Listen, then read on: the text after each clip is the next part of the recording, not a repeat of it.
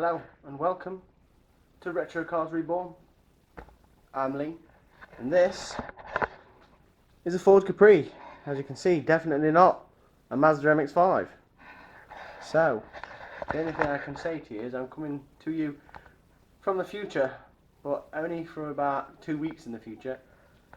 So the Capri is actually in here now to do the bodywork on it, and the mx5 is outside and being used as a daily car now. I say MOT is on it, but you can still see some of the struggles it was taking me to get it done. So, to the MX5. Now this is one of the first things that I like to do. It's not a necessary step, but is to take the cap off, put it over here on a piece of paper, take your dust cap out, and as you can see, that liquid is not nice at all, full of dirt, full of crap. So what I like to do now is I like to take as much of this out of the top with a sucker. It just creates less mess at the bottom, and as you can also see, I've removed the vacuum pipe for a bit of extra space, but again, something you don't have to do. That's what it looks like inside with the fluid out. It's disgusting. That fluid has been in there a long time, so we're now going to have to clean all the reservoir out as well before we can put new fresh fluid in. So yeah, it is a good idea to remove that, see what it's like in there first before you proceed. Yeah, lovely. So the fluid removed and the reservoir nice and clean now.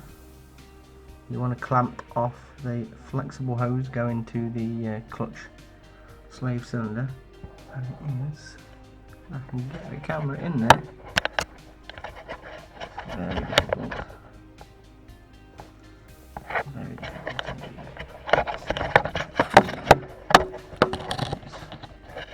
Right down the back here.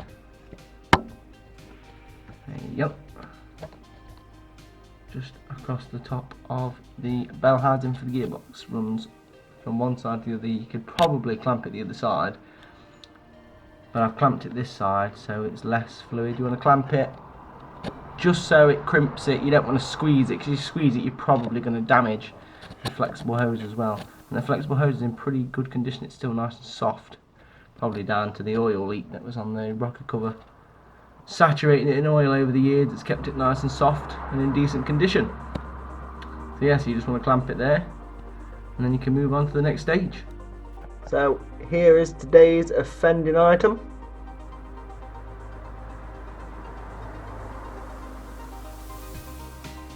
Clutch slave cylinder replacement. Nearly everyone who owns an MX5 is going to have to do this at some point, because it seems to be one of their traits for dying. Now the reason I'm replacing it is because I can no longer get the clutch to engage. I'm having to pump the pedal to put it into gear, which normally indicates the slave cylinder is dead.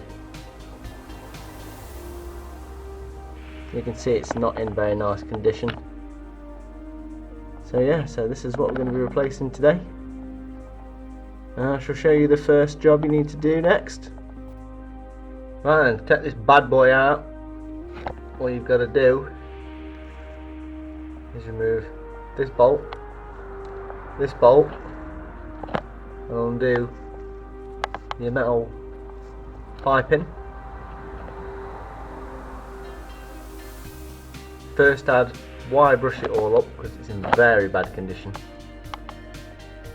Wire brush all this thread up here, because you're going to want to get that out in one go, because this is a solid pipe all the way up to that flexi. You don't want to have to make that. That bit's pretty ridiculous. A little round circle. Here we go. Just try and get it in shot here. Look, a little round circle bit. Don't want to have to remake that. So yeah, once you crack that off, obviously it's going to pea fluid everywhere, so you want something suitable underneath it to catch it, because there's still going to be stuff in this pipe despite clamping it at the top. Once I've got this off, I'll show you the next bit. So there we go, that's the old one out, and literally, like I say, there's 3 bolts. I took the 4th one out, holding the pipe in just to make it a little bit easier for myself. But yeah, so once you've got it out, you just want to put the new one in the reverse, taking it out. So this is the part in question. It's a little motorsport one, so you know it's decent. There's the let's get out of the shadow. There's the part number for it.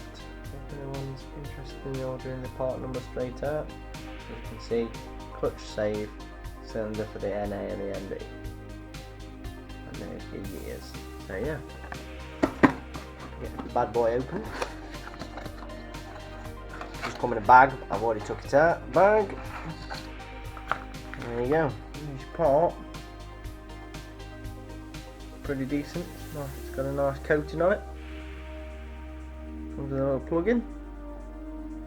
So yeah, there we go. So there you go. Look at that. That's what it should look like once you've put your new one in. You just got to be very, very careful when screwing in the pipe, not to cross thread it or anything like that, because you'll destroy the threads putting it in and it'll leak afterwards, and you'll be in a world of pain. But yeah, just take your time with it, and it'll come out pretty nice. So you've now got to move on to bleeding it with the bleed nipple. So you want to fill the reservoir at the top, crack the bleed nipple. You might want to get an assistant to pump the pedal for you. You're looking to get all the air out. I'm not going to do any of that because I ain't got an assistant, because I ain't got no friends. So there you go, no one to help me. I'm going to use the sucker device to take all the air out for me, and then I should be ready to test it, make sure we're going to gear. So you go out and buy your .4 brake and clutch fluid for your change, and I hear you say, well, if I'm going to gravity bleed it, what do I bleed it into?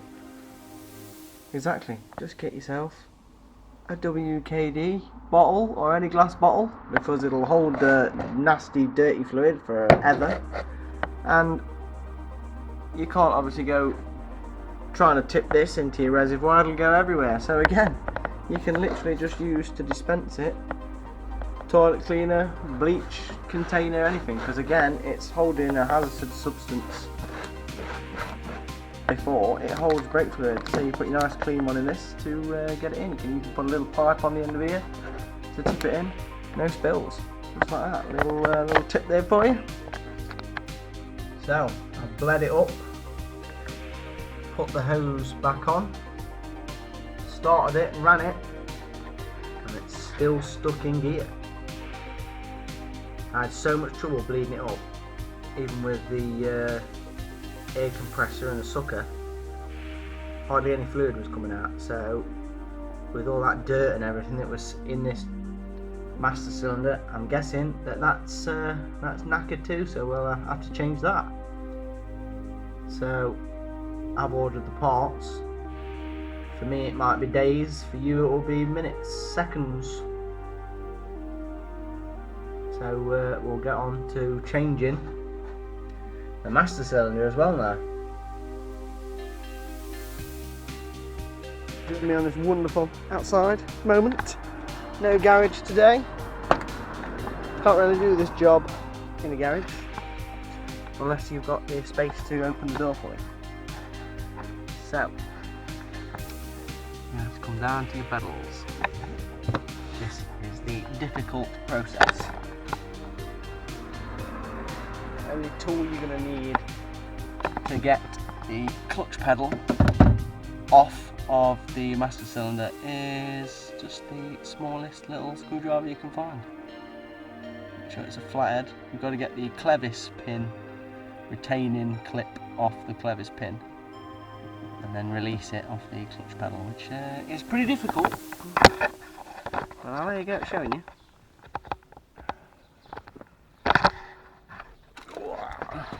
These are the moves the mechanics have to make.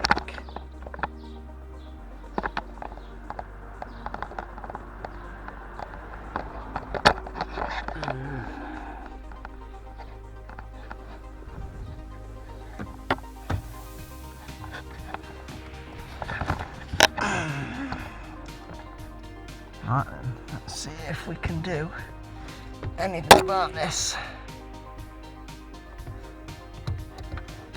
So here's the clutch pedal assembly underneath. I can get the torch to wedge in. There's the clevis pin there, and on the back of it is the circlip that you've got to remove. So I'll go ahead and get that out, and then I'll show you the next step. So luckily for everyone, you don't have to do the mechanic backwards dive. You can remove the lower panel. Literally it's one screw to either side, and literally it just slides out, giving you great access to the pedals. So once you've got the clevis pins C-clip off, just make sure you don't lose it. There's a little tiny vibration washer behind it. Don't lose that again, just want to put them somewhere safe. And then it's as simple as sliding the clevis pin out, and then I'll show you what you're going to do after that once you've got the clevis pin out. So one clevis pin, just got a little lever in there against the steering column, and just pushed it out. It's that easy. So once that's out, literally your master cylinder for the clutch is now not attached to the pedal. So next stage. So like before, I changed the slave cylinder. Just going to remove this pipe to make it a little bit easier for me to get to where I need to get to.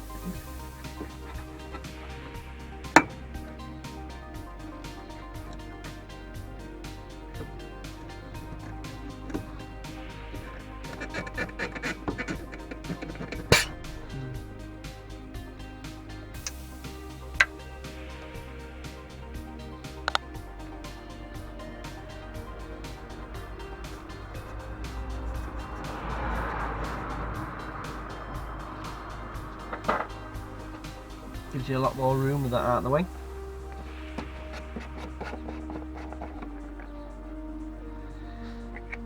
I'm going to waste my nice fresh fluid by removing it all.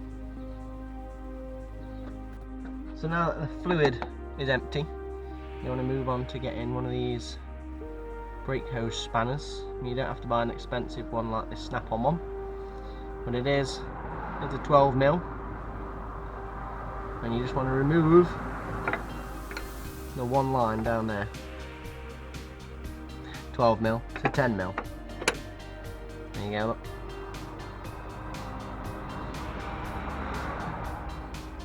Just remove that one line, and then we'll move to the inside of the vehicle, and we'll show you taking the actual cylinder off.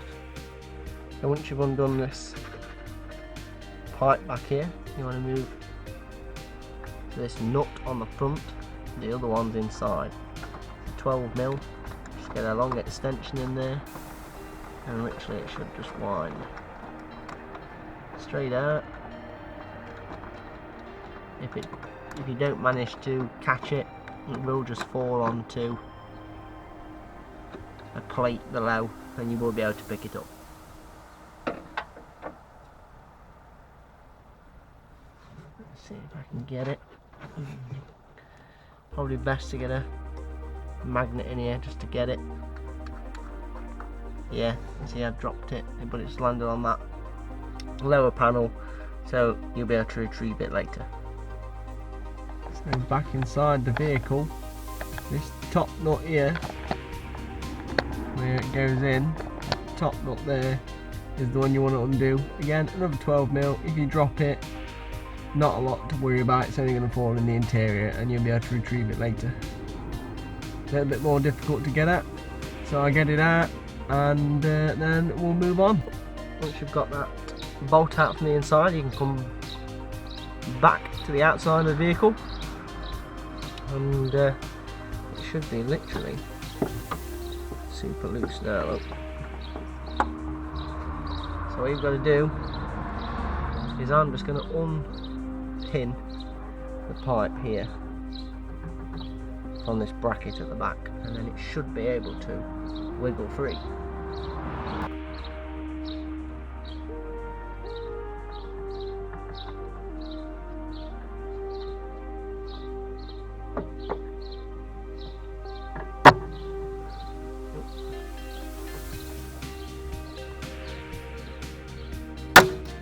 Hey, well, one clip exploded. Not too bad for its age. Losing one clip. The main one's still there though. There you go. Straight down once that one's out. Pushed out the way.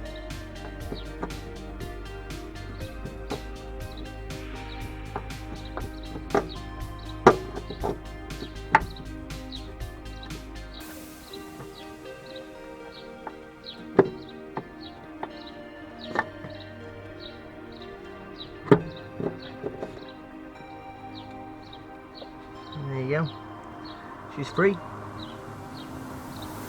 So just having a little look at the comparison between the old one and the new one. This is where the problem is, look. That little black cylinder in there should return every time it's pushed, and it's just stuck inside. This is what it should look like. It should be returned right to the end. There we go. Right, and let's get this new one installed. So fitting the new one is literally the reversal of removal. Just remember to take the gasket off the back of the old one before it touches your bulkhead or firewall. And then literally now we're just down to putting some fresh fluid in and bleeding it up.